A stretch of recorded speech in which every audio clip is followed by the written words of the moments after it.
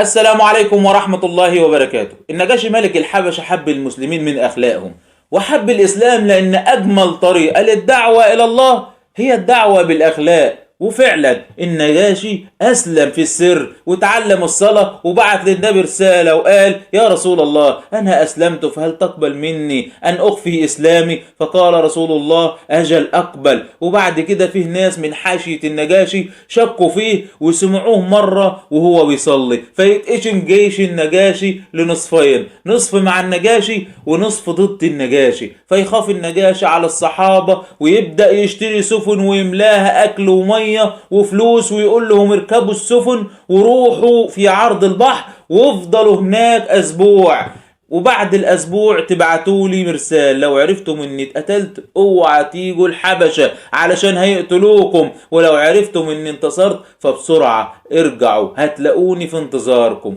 وفعلا يركب الصحابة السفن وبيقولوا: كنا ندعو للنجاشي ليلا ونهارا أن ينصره الله، وبعد أسبوع أرسلنا المرسال فوجدناه انتصر فرجعنا إلى الحبشة، والله ما فرحنا بشيء بعد فرحتنا برسول الله كفرحتنا بانتصار النجاشي. وبعد كده لما هينتصر النبي صلى الله عليه وسلم في بدر، هيبعت النبي عليه الصلاة والسلام للنجاشي جواب يقول فيه: أيها الملك، أبشرك أننا انتصرنا في بدر. والنجاشي ساعتها لما أخذ الجواب رفض أنه يقرأ الجواب وهو قاعد على العرش، وبس خطاب النبي ونزل يقرأه وهو قاعد على الأرض إجلالا وتوقيرا لكلام النبي صلى الله عليه وسلم. ولما أرى النجاشي إن النبي انتصر سجد لله شاكرا وبشر الصحابة بنصر النبي. الصحابة هيعيشوا في أمان في الحبشة لمدة 12 سنة، وفي السنة 7 هجريا يعني بعد 7 سنين من هجرة المسلمين مع النبي من مكة للمدينة، هيبعت النبي جواب للنجاشي يقول فيه: أيها الملك، جزاك الله خيرا، رد علي أصحابي.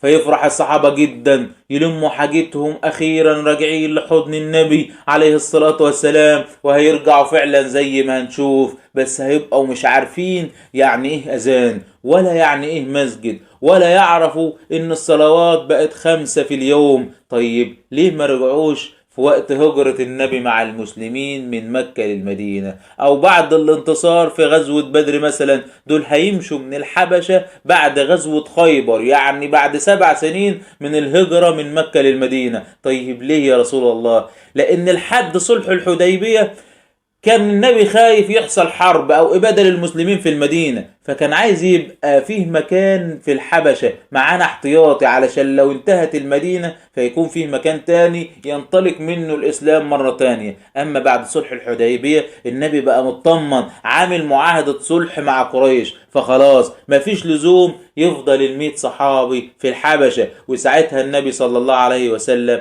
هيبعت لهم عشان ييجوا على المدينة. بس وسط الفرحة دي هيحصل شيء حزين قوي، لما النبي هيبعت جواب للنجاشي يطلب منه انه يرد الصحابة، فيفرح الصحابة جدا ويلموا حاجتهم واخيرا هنرجع للنبي صلى الله عليه وسلم. بس للأسف النجاشي مش هيهاجر معاهم. طب ليه؟ علشان يطمن على الصحابة ويتأكد انهم وصلوا للمدينة آمنين، وبعد ما يوصلوا هيهاجر. فيمشي الصحابة والنجاشي أمن لهم الطريق لحد ما يوصلوا. وفي الليلة دي يبات النجاشي حزين لفراق الصحابة وفجأة يموت. وفي الليلة دي نزل جبريل على رسول الله صلى الله عليه وسلم ويقول له: يا رسول الله، قم من نومك وأيقظ أصحابك، مات أخاكم أصحمة، مات النجاشي، قوموا فصلوا على صاحبكم. ويقوم النبي عليه الصلاة والسلام ويبكي ويصحي كل الصحابة من النوم ويصلوا على النجاشي صلاة الغائب.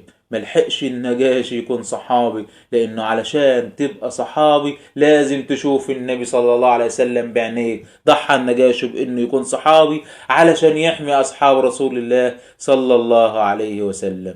لا تذهبوا بعيدا، نلتقي قريبا إن شاء الله. لا تنسوني من صالح دعائكم، وصلى اللهم على محمد وعلى آله وصحبه وسلم، والسلام عليكم ورحمة الله وبركاته.